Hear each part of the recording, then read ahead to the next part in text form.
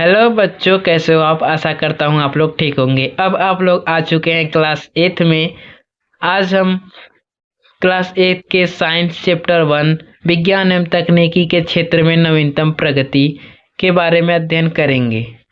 देखो बच्चों, यूट्यूब पर आपको बहुत से वीडियो मिल जाएंगी जहाँ पर सिर्फ प्रैक्टिस सेट हल करवाया जाता है, बट उसमें से कुछ एग्जाम में आता नहीं है, ठीक है। और आपका बेसिक भी मजबूत नहीं होता। आज हम हर टॉपिक वाइज पढ़ेंगे एंड उसको अच्छे से समझेंगे, ठीक है।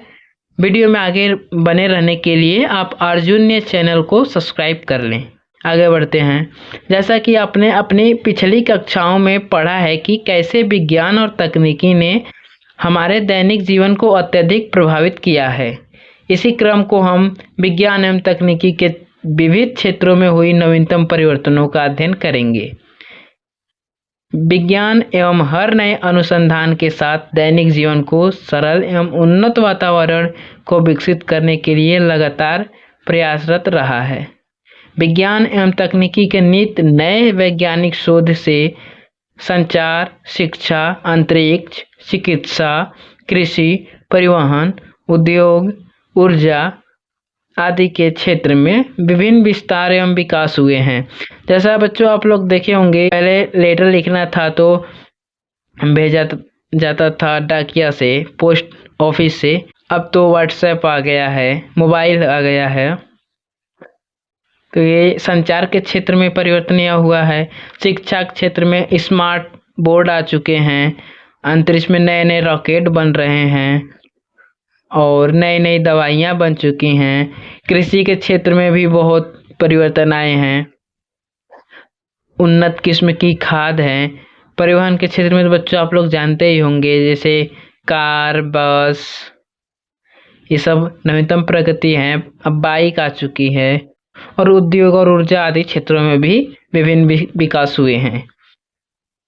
किसी भी नई तकनीकी के उपयोग से मनुष्य की दिनचर्या तथा कार्यशैली में सुधार आता है। अतः विज्ञान और प्रौद्योगिकी ने विभिन्न मूलभूत चुनौतियों का प्रत्यक्ष या परोक्ष रूप से डटकर मुकाबला किया है।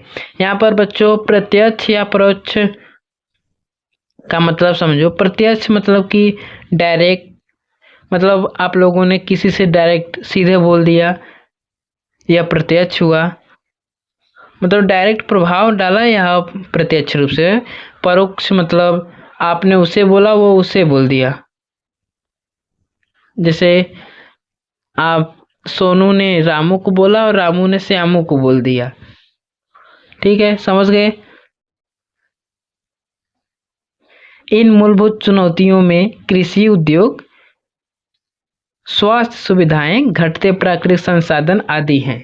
आइए इन मूलभूत चुनौतियों को दूर करने के उद्देश्यों के साथ साथ कृषि, उद्योग, संचार, ऊर्जा, परिवहन आदि क्षेत्रों में विस्तार से हो रहे परिवर्तन के बारे में क्रमबद्ध अध्ययन करें। पहला टॉपिक है बच्चों संचार के क्षेत्र में। संचार मानव की प्रगति की अति महत्वपूर्ण है। संचार के क्षेत्र में टेलीफोन, टेलीविजन, कंप्यूटर, इलेक्ट्रॉनिक डाक सेवा, ईमेल और इंटरनेट का उपयोग जनसंचार के क्षेत्र में क्रांति के रूप में आए हैं। कंप्यूटर के आविष्कार के बाद संचार के क्षेत्र में नित्य नए आयाम स्थापित हो रहे हैं। सूचना तकनीकी का प्रयोग कर भारत डाक विभाग ने 2001 में नवीन डाक सेवा प्रारंभ की, जिसे ई पोस्ट का नाम दिया गया। बच्चों इसे देखो, याद कर लेना, ई पोस्ट की स्थापना कब हुई? 2001 में, ठीक है। 20वीं शताब्दी में संचार के क्षेत्र में मोबाइल फोन जुड़ गया। मोबाइल फोन तकनीक अत्यंत प्रभावशाली होकर उपग्रह के माध्यम से मानव के साथ जुड़ गया। 21वीं शताब्दी यानी कि अभी जो हम लोग जी रहे हैं, हम लोग 21वीं शताब्दी में जी रहे हैं, ठीक है। 21वीं शताब्दी में यह नई नई तकनीकी सुसज्जित होकर एक नए नाम स्मार्ट मोबाइल के साथ 3G थर्ड जनरेशन एवं 4G फोर्थ जनरेशन टेक्नोलॉजी के रूप में उपलब्ध हैं। अब तो 5G भी आ चुकी हैं, 6G भी आ चुकी हैं, वैसे वैसे विकास हो रहा है इसका। ठीक है। संचार के क्षेत्र में वीडियो कॉन्फ्रेंसिंग, वाईफाई एवं वाईमैक्स तकनीक भी वैज्ञानिकों की एक अद्भुत देन है। वीडियो कॉन्फ्रेंसिंग मतलब वीडियो कॉलिंग जो बात होती है बच्चों ना, उसी को वीडियो कॉन्फ्रेंसिंग कहते हैं। ठीक है। 3G एवं 4G प्रौद्योगिकी एवं broadband wireless internet data, video, TV इत्यादि अब मोबाइल फ़ोन पर आसानी से उपलब्ध है। बच्चों, आप लोग मोबाइल पर इंटरनेट चला सकते हो, डाटा वहाँ पर रहता है, फ़ोटो, वीडियोज़, टीवी टीवी मतलब वही वीडियो से रिलेटेड है, इत्यादि अब मोबाइल फ़ोन पर ही उपलब्ध है। बिना किसी बाधा के वीडियो क्लिपिंग एवं मनोरंजन का आदान प्रदान संभव है। क्या इसमें कोई रूल रेवोल्यूशन होता है? आप लोग वीडियो चला सकते हो ना। और दूसरा पॉइंट है शिक्षा एवं सूचना और संचार प्रौद्योगिकी के क्षेत्र में आईसीटी। आईसीटी का फुल फॉर्म बच्चा होता है इंफॉर्मेशन एंड कम्युनिकेशन टेक्नोलॉजी। शिक्षा के क्षेत्र में शिक्षा के स्तर को सुधारने के लिए आईसीटी योजना को शुरू किया गया था। बच्चों, अगर एग्जाम में पूछा जाएगा कि आईसीटी किस लिए शुरू किया गया था, तो आप लोग यह बता सकते हैं कि शिक्षा के क्षेत्र में शिक्षा के स्तर को सुधारने के लिए आईसीटी योजना का प्रयोग किया गया था। इसके अंतर्गत छात्रों को मुख्यतः अपनी आईसीटी कौशल क्षमता बढ़ाने और कंप्यूटर सहायक शिक्षण प्रक्रिया के माध्यम से सीखने के अवसर प्राप्त हुए। यह योजना छात्रों के विभिन्न सामाजिक, आर्थिक, डिजिटल डिवाइस और अन्य भौगोलिक अवरोध को पार करने का सेतु है। यहाँ पर डिजिटल डिवाइस से अर्थ है कि कोई डिवाइस जो बैटरी से चलती हो, ठीक है, उसमें जो भी नए नए टेक्नोलॉजी आ रहे हैं उसमें जुड़े हो। ऐसा नहीं कि सिर्फ नए ही, वो पुराने टेक्नोलॉजी भी चल सकते हैं। ठीक है। शिक्षा के स्तर को सुधारने के लिए विशिष्ट शिक्षकों की नियुक्ति की गई जो आईसीटी केंद्रित शिक्षा देने में समर्थ हो। स्कूल योजना में आईसीटी के अंतर्गत कई राज्यों एवं केंद्र शासित राज्यों में स्मार्ट स्कूलों का अनुमोदन किया गया।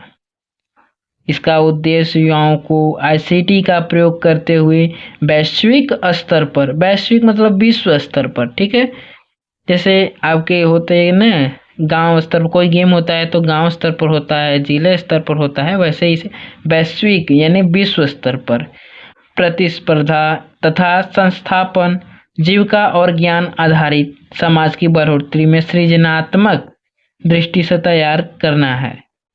यह शिक्षा के क्षेत्र में सहायक सामग्री के रूप में एक नई क्रांति है जो बच्चों को खुशनुमा वातावरण एवं मनोरंजन तरीके से शिक्षा प्राप्त करने एवं विषय के प्रति भय को दूर करने में सहायक सिद्ध हो रही है। शैक्षणिक अवसरों को विस्तृत करने, उच्च शिक्षा के क्षेत्र में उल्लेखनीय विकास एवं शिक्षा की गुणवत्ता बढ़ाने के लिए आईसीटी एक प्रभावशाली साधन है। उच्च शिक्षा में बढ़ता नामांकन अनुपात तथा शिक्षा के विस्तार में प्रशिक्षित शिक्षकों उपलब्धता में आईसीटी की भूमिका का नेशनल मिशन ऑफ एजुकेशन बदल देता है।